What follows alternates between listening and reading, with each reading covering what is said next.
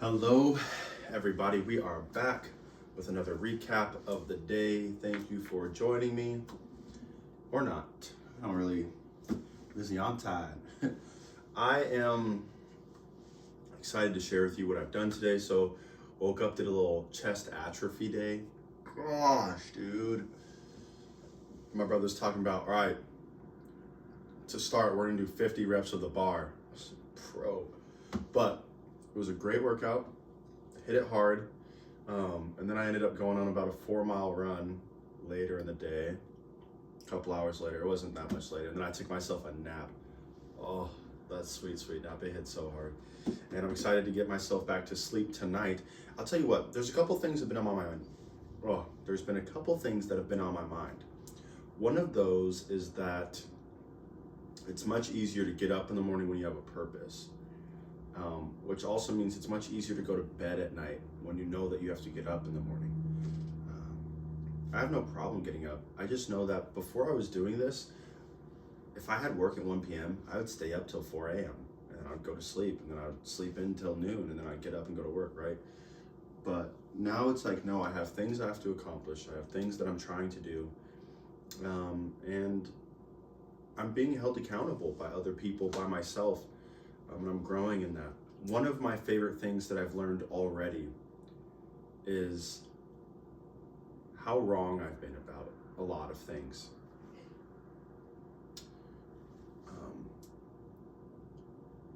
If you would have asked me before the challenge started how smoothly things were going to go, I would say they're going to go perfect.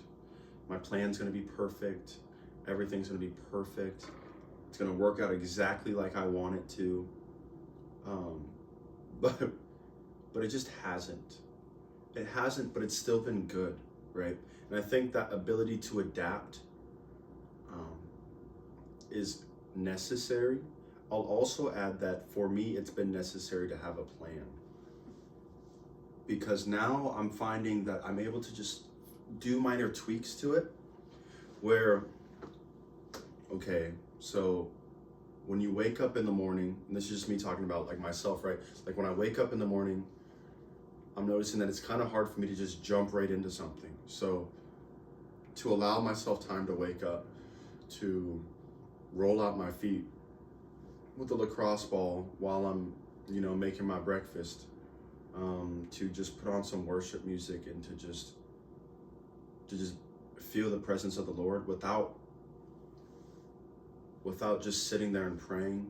You know what I'm saying? Like, I don't know, like, it's not that I don't like to sit there and pray. I really love to pray, and I love to sit there in prayer and time with the Lord.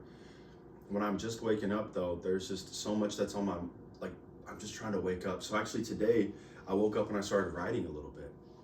And I found that to be lovely because before my thoughts were contaminated, I was able to clearly articulate what it was that I was thinking of, especially coming out of a dream. I was having a dream about this poem that I'm writing, and the next verse came to me, and so I ended up, or I should say stanza, came to me, and so I ended up writing about it. And it just keeps building itself, and it's building itself based off of the situation I'm in right now. I noticed that for a lot of time, the experience that I'm going through gets portrayed through my writing. Right? I draw inspiration from the experience, which a lot of artists of many different forms do, whether that's musically, acting, writing, speaking, singing. We draw from the emotion of the experience and we articulate that into the expression. And so I woke up and I was able to write freely this morning, and I really enjoyed that. And I was grateful for that. But there's just been so many things that have changed, I've realized that it's hard for me just to eat as much food as I thought that I would be able to. Am I gonna be working out twice a day, boom, boom, boom? It's like, no, like you can only process so much so fast. And so with that being said, like now, this morning I made my protein, so it's a mix. It's like this juice stuff from Costco. It's a little powder. It's my creatine, and it's my protein shake. I just mix all those together, and it's so good because the protein's a vanilla ice cream, and then it's like a raspberry juice stuff. It makes it so good. Surprisingly really good.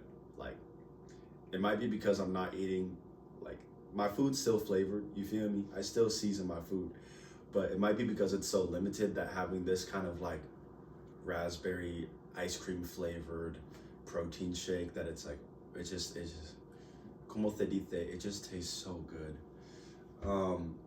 And so, but I've learned like, okay, let me drink that. So I take that with me in the car. I hit the workout. I drink it on the way home. Because before, like the first couple days, I was getting home. I was drinking 8 ounces of the juice, 8 ounces of creatine, about 10 ounces of the protein shake, and then I was doing 2 hard-boiled eggs, an everything bagel with cream cheese and avocado. And I'm like, dude, that's just so much liquid in food at one time.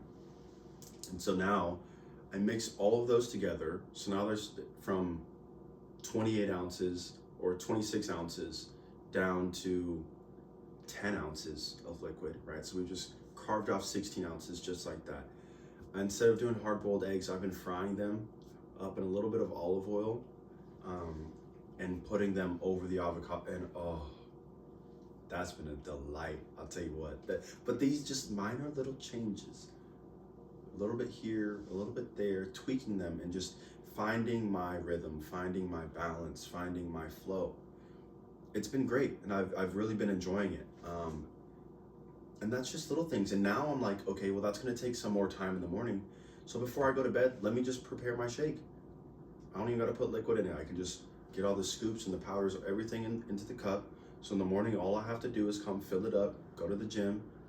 But I would have never gotten here because before I started, I thought that it was perfect. I thought that I had it all together. So one of the things that I'm realizing is that the journey oftentimes does not look like you thought it would before you started.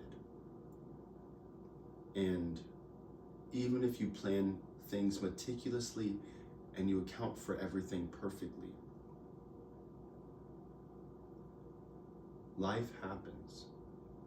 What happens when you get off work at 10 o'clock and you made the commitment to make videos? What happens when you're on day 50 and you're at a company party and everyone wants you to eat the food, but you're like, no, I committed to this, I can't? What happens when life happens? When you're not satisfied by the thing that you thought would satisfy you? That's the question. What do you do? I think for me, being so caught up on that goal would have done more harm than good, because it wouldn't have allowed me to pivot. It wouldn't have allowed me to shift. It wouldn't have allowed me to learn. If I'm so focused on day 75 and I'm not focused on being present, then I don't get to learn these things.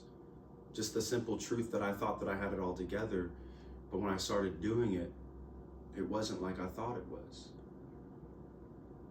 I wouldn't have learned that I prefer a fried egg on my avocado toast and cream cheese, everything bagel, than I do eating a hard-boiled egg with it. Not, you know what I'm saying? Like it just little stuff. It would, like, that I prefer to make potatoes with my chicken and do rice with my beef.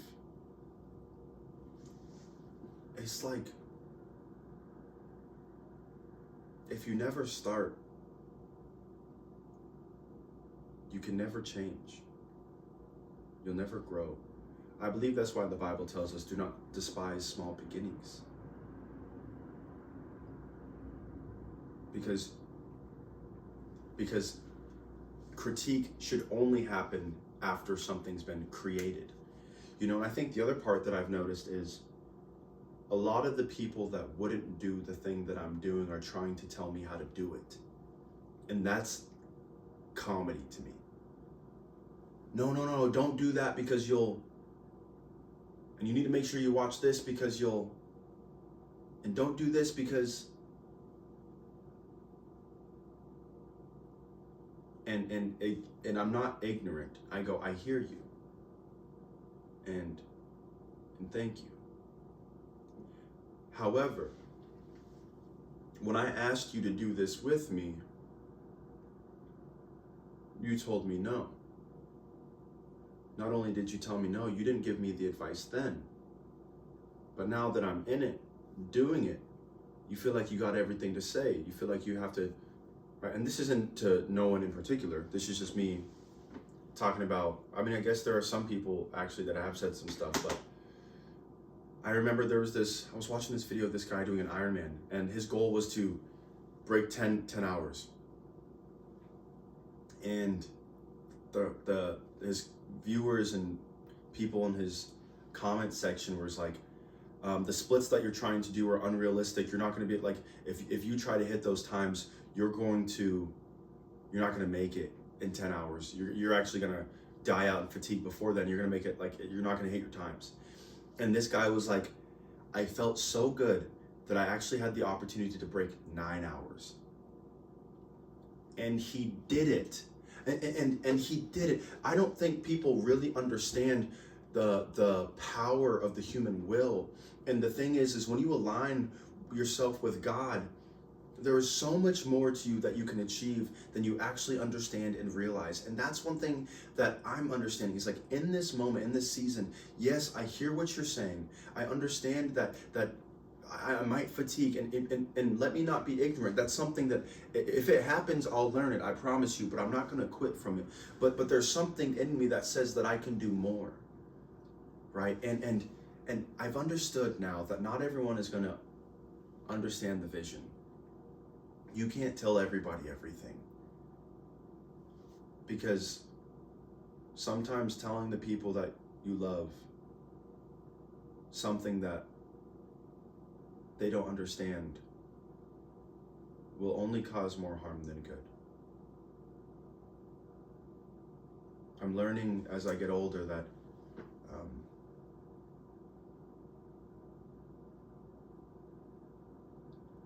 some people are certified critics and they wear that lens and they don't know how to take it off. And in a moment where they're supposed to show empathy and love, they criticize. In a moment where they're supposed to meet you where they're at, where you're at, and help you, they push you down deeper into the hole that you're already in.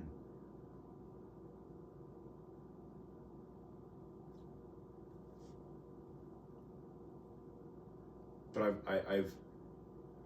I've recognized today just how long this journey is going to be. That is evident.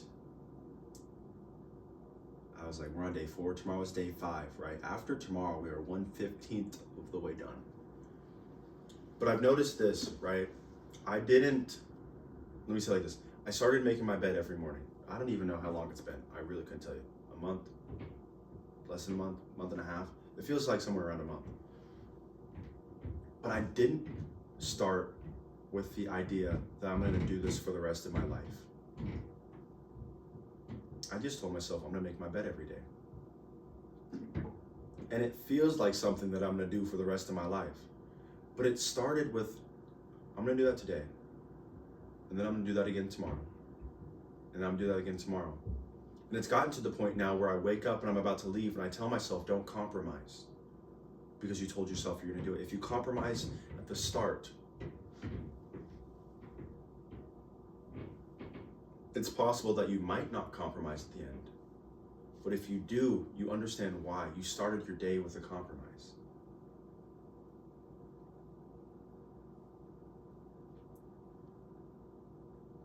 But this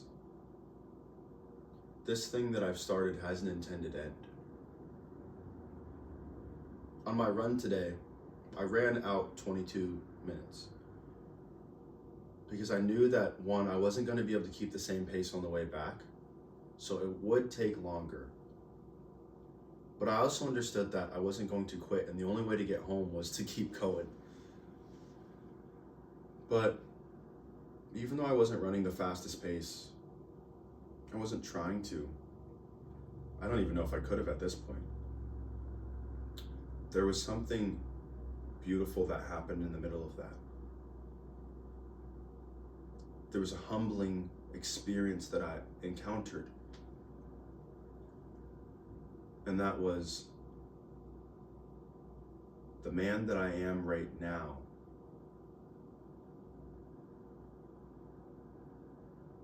is actively growing and building towards the man that I want to become.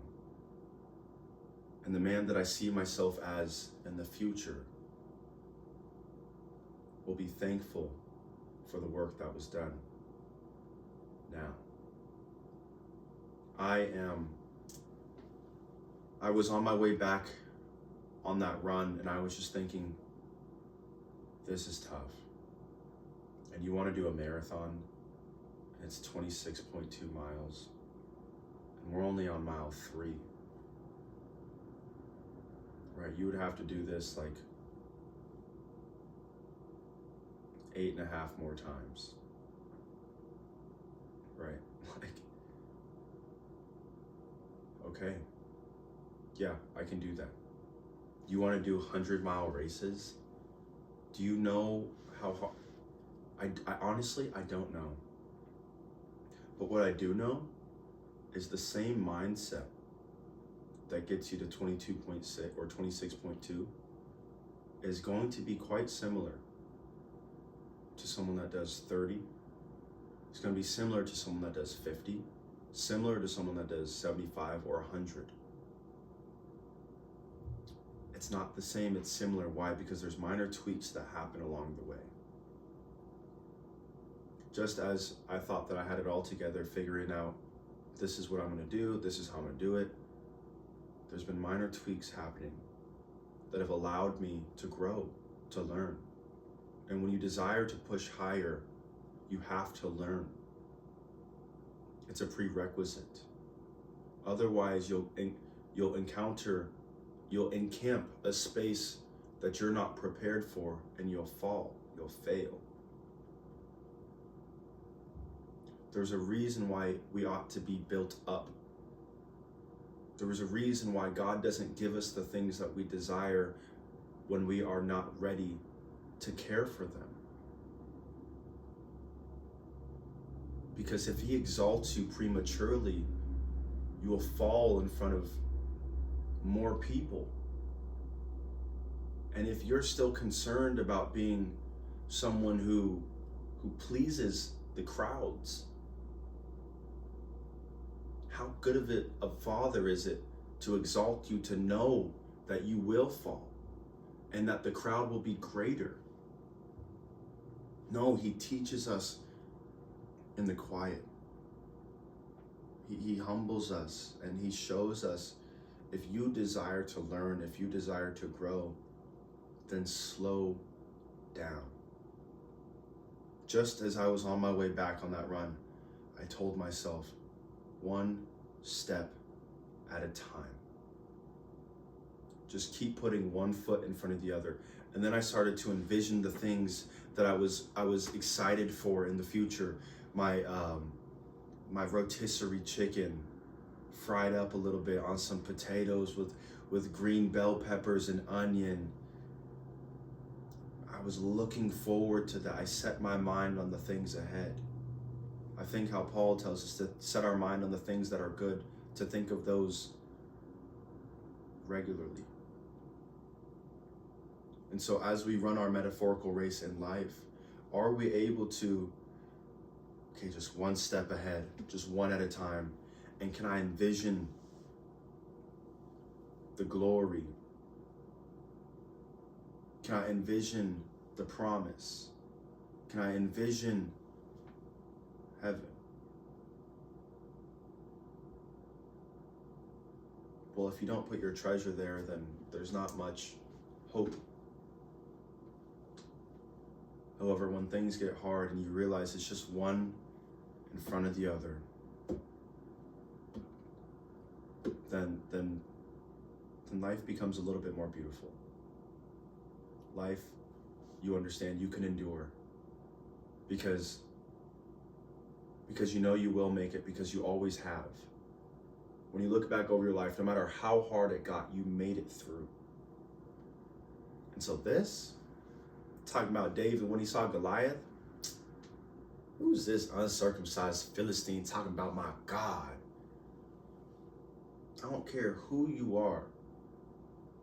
When you know your worth, when you know your identity, when you know who's on your side, and you walk in that truth, there's beauty. And I'm not saying that it's not hard. I'm not saying it's not difficult. I'm not saying that there won't be times where you don't even want to look up, let alone get up, let alone start moving forwards. But I'm telling you that when we learn to become content in all things, when we learn to handle with little or handle much with the same respect, when we learn that God is the center, that we should not want anything above him, that's when things start to change. That's when we start to surrender. All right, God, I know that I've always wanted a relationship, but you know what, God? If that's not what you have for me right now, that's not what's good for me right now. So God, here it is. What else? And I feel like we're just going through the pantry of our life. All right, God, you know what? This is outdated and old. We can get rid of that too. Ooh, this idea that I had about myself, because the thing is as I've been going through this journey, only in 4 days, one thing that I'm realizing is I've been making minor tweaks, but how many tweaks do we make to our mindsets as we grow through life? No, we become stuck in our ways of thinking that it's good for us because it's helped us get here. Yes, just because you move from bad to better does not mean that you've arrived at your best yet. I'm trying to articulate this idea that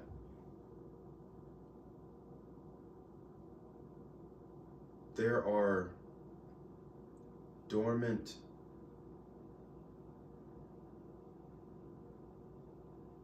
possibilities, dormant dreams, dormant visions that you've been given, but you've put them off so long because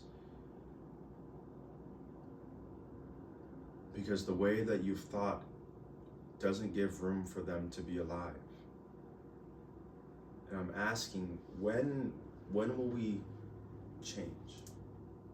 When will we surrender? I know that it seems today was a little bit different. That's okay. Because I really wasn't talking to you much about 75 Hard. I guess a little bit, but I don't know. There's something beautiful happening. Like,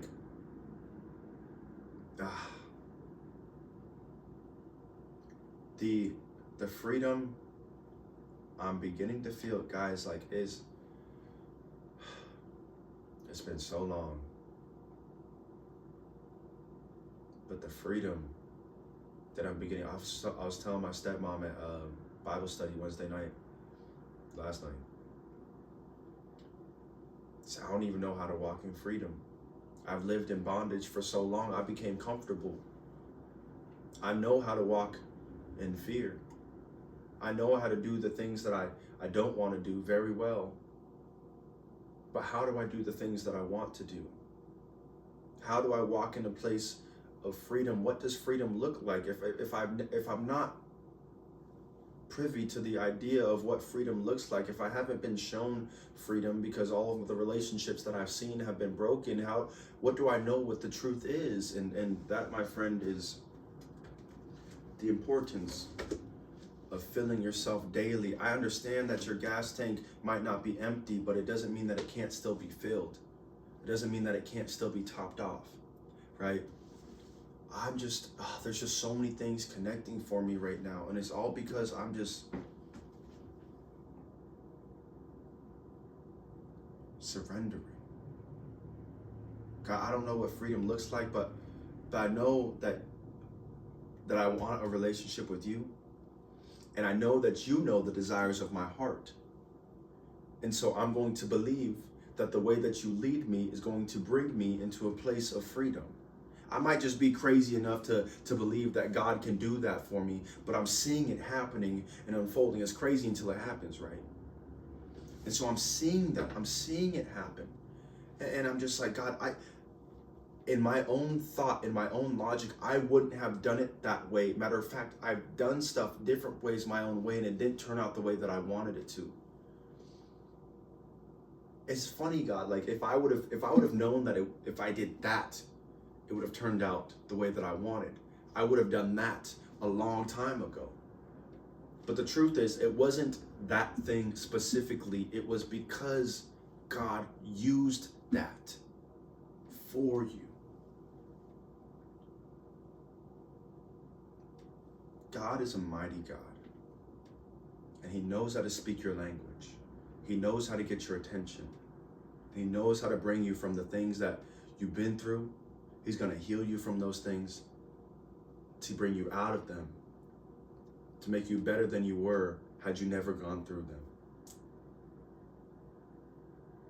And so I'm grateful, guys. This journey's been wonderful, and we're just getting started. So until next time, I love you. Stay blessed. Peace.